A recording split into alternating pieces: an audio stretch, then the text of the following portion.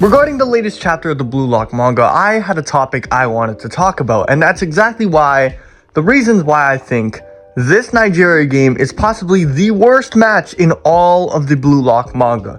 And I'm going to tell you guys exactly why today. So if you guys like this type of content, please remember to like and subscribe. And even if you disagree with me, I urge you to just hear me out. Anyways, without further ado, let's get right into this video. My first and foremost issue with this Nigerian team and this match as a whole is the way that this was framed as to the way it was shown. Now, what I mean by that is before we ended up playing Nigeria, Blue Lock was told that we were put into the group of death. Group of death typically means that, usually in a World Cup, only the top 2 placing teams can advance to the next round. But if there coincides to be maybe 3 teams or 4 teams that are really good in that same group, then it becomes a group of death because it makes sure that 2 good teams are generally going to get eliminated in this group. So it makes every single fixture really exciting. But here's the problem with this.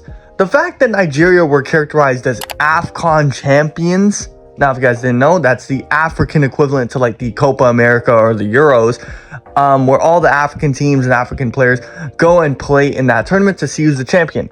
Nigeria is the champions of AFCON. Now, need I remind you that Egypt also plays in AFCON, and if this graph shows us anything right, it shows us that Egypt also has a new Gen 11 player, which would then mean that Egypt ended up losing to Nigeria with their new Gen 11 player. Now, that could be maybe because Egypt is just very bad as a team and he's just carrying, but I refuse to believe that Nigeria is acting like they've never seen something like this before. Like, they've never seen a player like Isagi, Rin, they're getting completely outclassed by these players. But they were somehow able to be a new Gen 11, Saitoshi, Michael Kaiser, Don Lorenzo type of player. Even Bunny Iglesias type player. I refuse to believe it. So, could you imagine my shock when, Nigeria is shown as this big champion team and it's the first game of the U20 World Cup, and Kaneshiro is basically trying to frame it as, yeah, this is going to be a difficult match, but then we go in and absolutely destroy Nigeria. Now, a common argument to this point that I just made is, oh, but Extendo, you were just saying how Blue Lock should absolutely destroy this team to show that they're worthy to play France. Yes, I did say that, but I only said that after finding out that the AFCON champs Nigeria were not what I thought they were, and they were fodder. They weren't that good of a team. That's exactly why I said that Blue Lock should absolutely humiliate this team, and that's exactly what they did.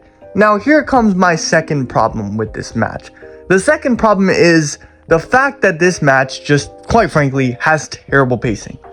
I don't know what Kaneshiro is doing staying on this match so long. If this match is going to be a blowout, if this match is going to have its message of, oh, never giving up, if this match is going to have anything to it, Kaneshiro, you have already put it in the match. I guarantee you Kaneshiro has probably put all of his ideas from this match. He could compact all the things that happened in this match and put it in 6 to 7 chapters. The match could be over. I'm being so serious. There is no reason for this match to be over 15 chapters long. I'm so sorry. This match has been going on forever. And not to mention the fact that, yeah, the match has been going on forever. The pacing is terrible. But the characters in the match aren't making it any better because it feels like we're just playing with Blue Lock. That's it. Like, the Nigerian characters, none of them are interesting. Onazi just does a bunch of stuff here and there, says a bunch of inspirational stuff here and there, and then just says, oh, I'm here. Onazi is not an interesting character. He's a very, very cliche, boring character. A character that, for the first time seeing Blue Lock, I'm looking as a reader to see the perspective of players from internationally, seeing how Blue Lock plays and seeing how that influences them. Onazi has been influenced to an extent by this, but Onazi to begin with wasn't an interesting character. So now, since he's so boring, I don't even care how Blue Lock changes Onazi. Like, Onazi can go on and score the craziest goal and then have this whole message and inspirational quote about himself and about this journey. It doesn't matter to me. You want to know why? Because from the beginning, I saw that Onazi was not an interesting character. So now my brain is just completely turned off to him. Whenever he's on the screen, I do not care. Like, it just registers to my brain already, like, oh, this guy's trash. Like, he's fodder. I need to bring up again, guys. we're spending so much time on characters that are never popping up again. These Nigerian characters aren't going to pop up for another 150 chapters.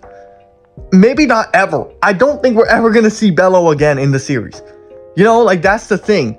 That is the main thing with these characters. And I'm just wondering, I'm like, okay, if we want to have a Champions League clubs arc, I get it that he's going to introduce so many characters like this, because then maybe they could come back. But if he doesn't do this and we have all these characters just laying here, just for the sake of being there, then I feel like we're just bloating the cast for no reason, especially since none of these characters are interesting. Like, I want to tell you guys, I'm not a hater of Blue Lock. In fact, I like to think of myself as a guy who is completely objective. If Nagi was playing in this game, I would still call this game trash, because you guys know that I'm a Nagi glazer. But at the same time, I keep it real. Anyone who's been following me for like a long time on YouTube knows that all my opinions, I keep it real. They come from the heart. You know, I'm not, like, I might be biased sometimes, I get that. But here, I'm just keeping it real. I like Blue Lock. I'm not a Blue Lock hater, but I have to be honest. There's a reason why this series has just gone off the face of the planet for this current match going on. Like, nobody is even like caring about this match. People are just going around because there's nothing much to talk about. We're just shitting on Nigeria. This match has no talking points. It's just, oh wow, look at how Blue Lock has improved.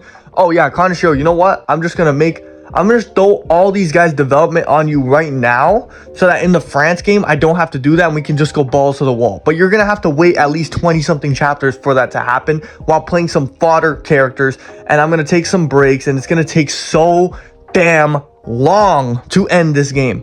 Now, thankfully, I'm under the assumption that in the next, like, probably 3 chapters, this game will be over, and thank goodness. Thank goodness this game will be over, because I genuinely feel, guys, that this is the worst, like, match in the entirety of the Blue Lock manga in terms of interestingness, in terms of anything. I will take Naruhaya and Burū versus Isagi and Nagi over this. I will take any match in the series over this. Every single match in the main Blue Lock manga is better than this match. I don't care. It's more interesting. It's better paced. It has better, like, well, it's just better everything. Better characters. This match is extremely disappointing as a guy who's coming into U20 World Cup arc. Very excited to see what the world is going to be like. This is our first glimpse of a professional team on the planet, U20 at least. And it's pretty disappointing if you ask me. Like, it's very, very disappointing. I really hope that France and England pick up the slack.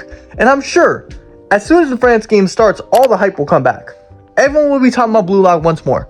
Wonder why? Because the France game actually has interesting talking points and interesting characters that make the game more exciting overall than the Nigeria game. The Nigeria game has no narrative behind it. It's just, we're just shitting on Nigeria. That's literally it.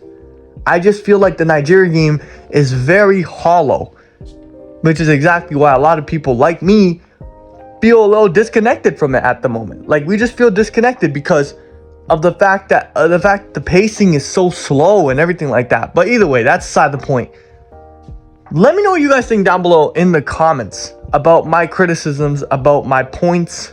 Maybe you can combat them. Tell me why or not I might be wrong. I can't guarantee you that I will change my stance, because I still am going to feel this way. I feel pretty strongly about this. But I want you to at least take in my points. Watch the entire video over and tell me exactly why you think I'm wrong if I'm wrong. Don't just watch like 5 minutes like some of you guys do and then go to the comments. Actually tell me why I'm wrong. But yeah, man, if you guys like this video, please remember to like and subscribe. Without further ado, I hope you guys all have a great day. Goodbye.